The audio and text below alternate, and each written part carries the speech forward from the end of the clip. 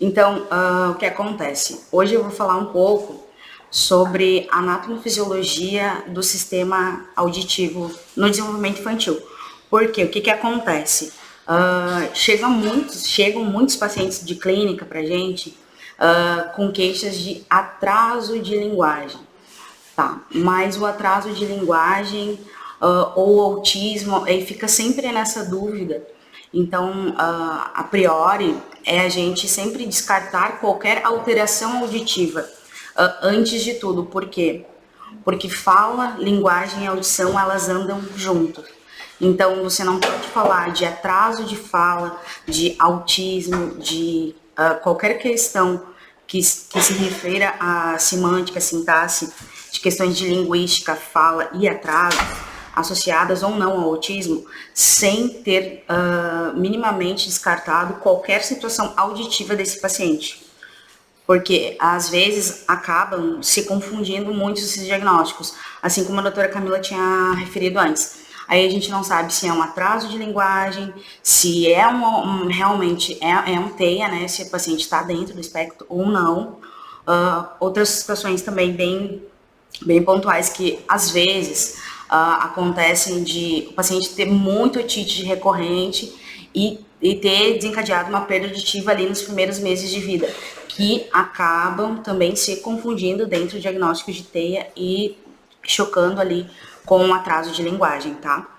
Então, eu vou falar um pouco mais dessa parte auditiva hoje e aí pode fazer perguntas, que é uma parte mais técnica, para em outro momento a gente sim estar falando de questões de fala, de alterações, de mais pontuais referente ao autismo mesmo, tá? Hoje é um embasamento do primeiro módulo da parte auditiva, tá? Fiquem à vontade para fazer qualquer questionamento, qualquer dúvida. Vamos lá. Vamos começar aí pela anatomofisiologia, tá? Sobre o sistema auditivo. A gente tem muito pessoal da educação aqui também, né? Eu vou usar esse outro slide aqui para explicar um pouquinho para vocês como que funciona essa anatomofisiologia da audição nesse primeiro momento, tá bom? Então, as questões auditivas, elas se dão lá na vida intrauterina, tá? Mas vamos falar um pouco de anatomia agora, pra gente entender o pós, tá bom? A gente escuta pela orelha externa, que é esse pavilhão auditivo que a gente tá vendo aqui, né? A orelha, né? Externa, que a gente enxerga. Aí o meato acústico auditivo interno, tímpano, que é uma parte posterior ali da orelha média, e a orelha interna. O que é isso? E o nervo auditivo coclear, né, que acontece a condução neuronal. Estão me ouvindo bem? Perfeito. Então, o que acontece ali nos primeiros meses, nas primeiras semanas de gestação? A gente tem todo esse desenvolvimento de todo esse sistema, de toda essa cadeia ossicular, aí nas primeiras da 15ª, 24ª semana de gestação. Então, tudo isso se desenvolve na vida intrauterina. E ela vai ficar efetivamente pronto, maturado, ali pela 28ª semana de gestação, tá bom? E depois disso, né, fica toda essa cadeia estruturada de anatomofisiologia para compor a nossa via auditiva central, tá? Periférica e central, né? Porque o que acontece? Eu volto de novo às outras situações. A gente tem que descartar qualquer possibilidade auditiva de todos os pacientes antes da gente pensar em um terceiro ou segundo prognóstico, por exemplo, autismo. Tá? Tem todas as fases do desenvolvimento que a doutora Camila já me contemplou nas suas falas, mas a gente precisa entender que as questões auditivas, elas são priores para descartar qualquer outra possibilidade. Se vocês tiverem um aluno, daqui a pouco um paciente que não tem uma investigação clínica prévia, auditiva, isso é bem importante, tá? A gente ter a consciência de que esse paciente tem uma via auditiva íntegra, tanto paciente lá das séries iniciais, o paciente da creche. Então, isso é bem importante, tá? Porque é isso que vai fazer com que a gente adquira fala, a gente consiga usar a linguagem como meio de comunicação, tá bom? Então, aqui, né, eu vou falar um pouco sobre as etapas, né, do desenvolvimento da via auditiva, né, que é bem mais complexo do que a gente pensa, né. Então, a gente começa lá na gestação já a ter os primeiros contatos com os sons. O que acontece? Um bebê ali na 18ª semana já consegue sentir auditivamente todos os sons do corpo da mãe, respiração, a pele, então, por meio de vibração acústica. Então, é muito mais complexo do que a gente pensa, tá bom? E a gente precisa, volto de novo a essa tecla, a gente precisa ter uma via íntegra para poder detectar os sons, localizar o som, discriminar o som, memorizar, reconhecer e compreender. Então, tudo isso tem que estar íntegro, seja o paciente autista ou não, mas lembrando que isso é um meio da gente descartar ou integrar ao diagnóstico final do autismo ou não, tá bom?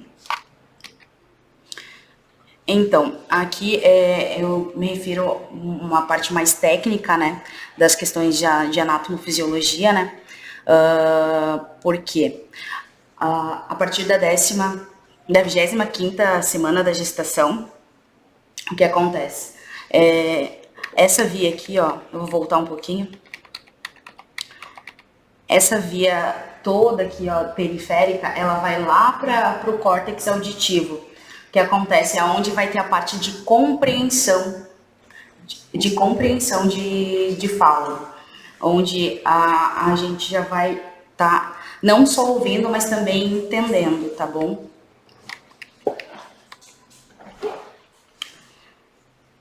Aqui também, né, as partes das conexões neuronais, que são bem importantes, né, no lobo temporal. Oi?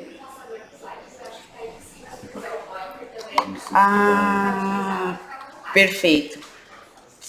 Ótimo. Aqui.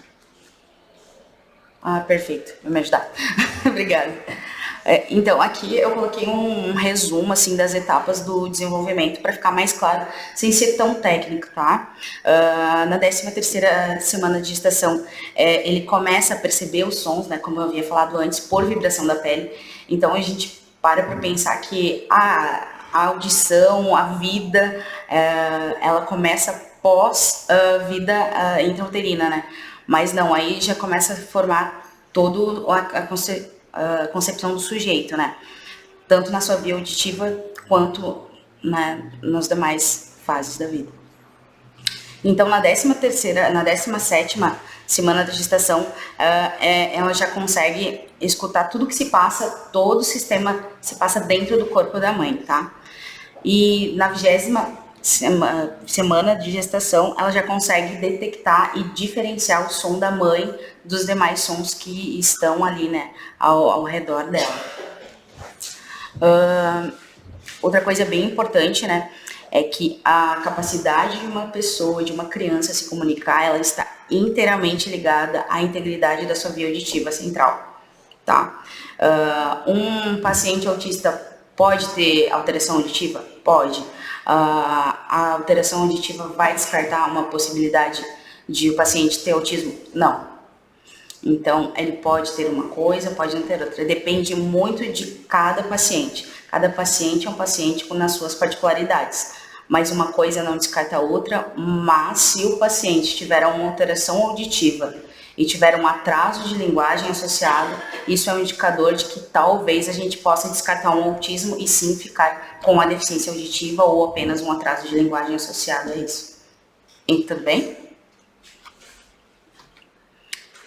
Então, aqui são mais sinais clínicos auditivos, né?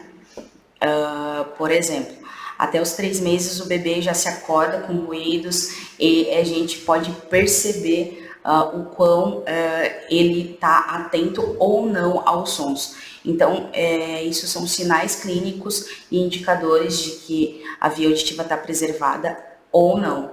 A partir do momento que a gente vê que tem alguma alteração em algum período do desenvolvimento clínico, é importante a gente estar levando isso para o pediatra, tá levando isso nas consultas periódicas da SF, né? Então, fazendo todo o monitoramento acústico e auditivo desse paciente. Aqui são os marcos fonodiológicos do desenvolvimento auditivo da criança, tá? De 0 a 4 meses, né? Ela começa a detectar os sons distantes. Dos 4 aos 7 meses ela localiza os sons, fazendo lateralizações, né? O que acontece? Como a doutora Camila também já tinha me contemplado nas falas anteriores, referente à localização, discriminação e marcos do desenvolvimento. O que vai diferenciar aí dos pacientes autistas realmente são as situações intencionais, né? Do querer, do localizar, do buscar. Isso são fatores bem pontuais para a gente estar prestando bastante atenção aí no dia a dia, tá? Aí dos 7 a 9 meses ela demonstra reações já, tá? Em função das questões auditivas do ambiente que ela vai estar exposta ou não. Aí dos 9 aos 13 ela já localiza os sons, já lateraliza, já eleva o rosto, assim, em busca do som ou não. Então, ela responde a comandos auditivos, isso é bem importante também, né? Essas respostas, esses feedbacks auditivos que a gente vai ter do paciente, do bebê, no caso, né? Então, é bem importante, porque isso vai nos dizer lá na clínica, quando a mãe aparecer com o paciente lá, pra gente estar fazendo o diagnóstico multi, olha, mas quando era bebê, ele buscava essa atenção sustentada, ele tinha essa intenção comunicativa, ele tinha realmente essa busca ativa pelos sons ou ele não tinha interesse? Então, isso é bem importante para a gente conseguir fechar um diagnóstico quanto equipe multi, tá? Então, me refiro a bebês porque a gente está trabalhando muito na intervenção precoce, mas eu acho que como a gente está com o pessoal da educação aqui, acho importante a gente pensar no sujeito como um todo, né? Daqui a pouco lá na sala de aula tem um aluno que, olha, tem uma desatenção maior, né? Isso pode ser o quê?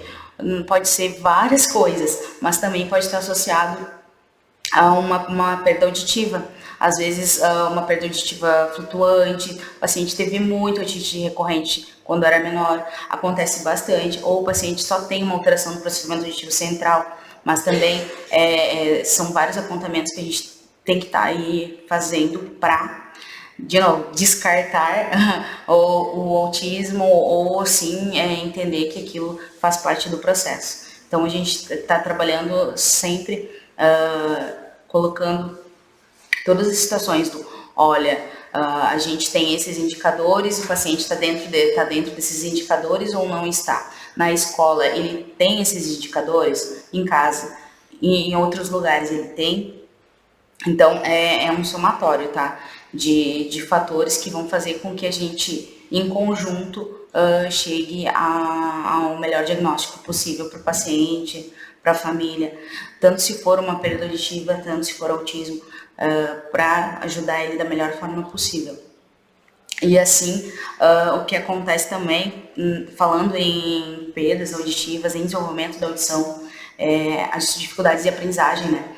Elas estão bem relacionadas, né, a essas questões de alteração de processamento auditivo central, de perdas auditivas, né, que às vezes a gente não sabe que esses pacientes têm. Acontece muito no consultório do paciente acabar descobrindo que tem uma perda auditiva com 9, 8 anos de idade, porque passou no teste da orelhinha, que eu vou falar daqui a pouco, mas depois teve N situações auditivas se ela fez uma ventilação mecânica, por exemplo, e desencadeou essa perda auditiva, mas como passou no teste da orelhinha, nunca mais investigou nenhuma questão auditiva.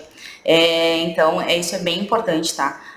Porque isso vai fazer com que esse paciente tenha habilidades auditivas alteradas, tá bom? Então, aqui tá, de acordo com a OMS, né, são dados atuais, até esqueci de pôr aqui, depois tem que ajustar lá, Brenda. 278 milhões de pessoas têm perdas auditivas de grau moderado a profundo, então são muitas pessoas, tá? E 80% delas vivem em países desenvolvidos, em desenvolvimento, aliás, Brasil, enfim. E o que acontece? A gente tenta minimizar essas perdas auditivas fazendo todos os protocolos de avaliação precoce, tá? Voltando sempre na ideia de que é um balizador, né, para a gente descartar essa perda auditiva e ver se realmente o paciente tem uma perda auditiva ou ele realmente entra em todos os outros critérios pro TEA. O que acontece no Brasil hoje, né? A gente tem a triagem auditiva neonatal, a TAM. O que é a TAM? É o teste da orelhinha. Ela vem sendo implantada no Brasil desde 2010. É uma forma de testagem para a gente descartar qualquer possibilidade de perda auditiva, tá? Ela é feita com um aparelho que chama emissões de autoacústicas, né, que a gente faz uma avaliação. Então, o que acontece na clínica também com muito paciente autista? Olha, ele não tem nenhuma questão auditiva, ele passou no teste da orelhinha, desenvolvimento típico, tudo bem, mas eu falo, ele não escuta, o mundo pode cair do lado dele, ele não me olha. Então, aí é um sinal clínico também para a gente já ficar bem atento quanto a essas alterações e um possível diagnóstico, tá? Então, o que acontece aqui no município, né? A gente trabalha com um centro de referência de triagem auditiva neonatal. A gente não tem no Hospital SUS um profissional, um fono, para fazer as triagens auditivas neo lá nas primeiras 48 horas. Mas o município cumpre a demanda atendendo esses pacientes até os 30 dias do seu nascimento. Lá no Centro da Mulher e da Criança, daí tem uma colega, eu já fiz triagem auditiva neo lá, então aí lá a gente trabalha também com estimulação precoce, né, que aí a gente também vai descartando ou não qualquer possibilidade de outro atraso do desenvolvimento, sendo ele no autismo ou não, tá bom?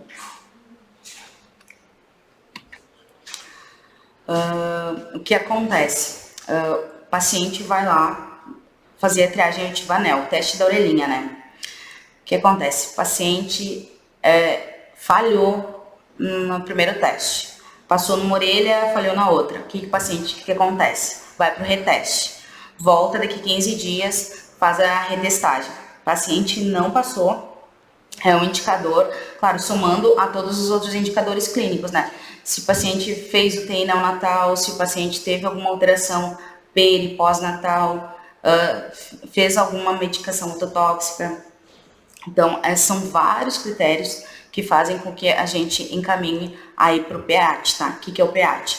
É um exame não diagnóstico aqui, mas ele é um potencial evocado de tronco cefálico, que faz com que a gente tenha noção de via auditiva central, que é para ver se realmente o paciente está escutando lá no nível do nervo auditivo e tudo mais, se está indo a informação. Porque às vezes o que acontece também é o paciente ter ido fazer o teste da orelhinha e tá gripado. O que acontece? Tem uma secreção ali na tuba auditiva, que é um canal que liga boca, nariz e ouvido ali, cheio de secreção em função da gripe, resfriado e tudo mais. Aí a gente acaba tendo essa alteração ali de orelha média, que a gente chama, tá? Aí, ou vai pro otorrino, né, que é a conduta, eu vou mostrar depois, vai pro otorrino, depois volta e faz o reteste, passa, ou é encaminhado, né, para alta complexidade, para fazer o PEAT. E a gente não tem PEAT em Cruz Alta, só em Juí, que é a nossa referência. Então, o nosso fluxograma é esse, tá? Emissões autoacústicas, né, que é o teste da orelhinha base que a gente tem aqui. Aí passou, tudo bem, monitoramento auditivo, estimulação, orientações de linguagem para mãe ou para o familiar. Paciente não passou, né, o paciente falhou no teste. O que ele faz? O reteste, 15 dias. Não passou no reteste, vai para o PEAT. Otorrino e PEAT. O que é o PEAT? O potencial de tronco encefálico evocado. Nada mais é que um exame que avalia a via auditiva central. Aí sim, voltando na mesma fala, pode parecer repetitivo, mas é bem importante, tá? Caso aconteça tudo isso aqui, o paciente passou no PEAT, a gente tem que ter uma atenção bem importante quanto aos desenvolvimentos de fala e linguagem, tá? Porque muito provavelmente vai ter uma alteração no processamento auditivo central. Então aqui, né, desde 2010, como eu tinha falado antes, que é lei, né, no Brasil. No Rio Grande do Sul, a gente tem em todo o estado, né, esse teste. O estado fornece o aparelho e os municípios realizam, então, as triagens auditivas. Tem centros especializados também, né, para fazer o diagnóstico diferencial. Aqui, né, a importância do bebê estar dormindo durante o exame. O que acontece? Durante toda essa parte do exame, ele é muito sensível, então ele pode pegar qualquer ruído externo ou interno e alterar o exame. Então, são detalhes bem importantes, tá? Então, a minha fala era mais ou menos isso. Para quê? Porque isso interfere diretamente no nosso diagnóstico diferencial do autismo. O paciente tem que estar com a via auditiva íntegra. Se não tiver, é muito difícil chegar lá na equipe multi e a gente ter o diagnóstico, né? Tá lá na caderneta da criança, a obrigatoriedade do teste da orelhinha. Tem que fazer. E eu canso de chegar, abrir a caderneta e não ter o teste da orelhinha. Não tem. Eu atendo no INCRA e lá a gente colocou como um dos objetivos de triagem escolar o teste da orelhinha. Tem que ter. Tem que ter. Por quê? Porque pra gente fazer esse trabalho bem feito, né? Tem que descartar qualquer possibilidade auditiva para assim a gente pensar em um possível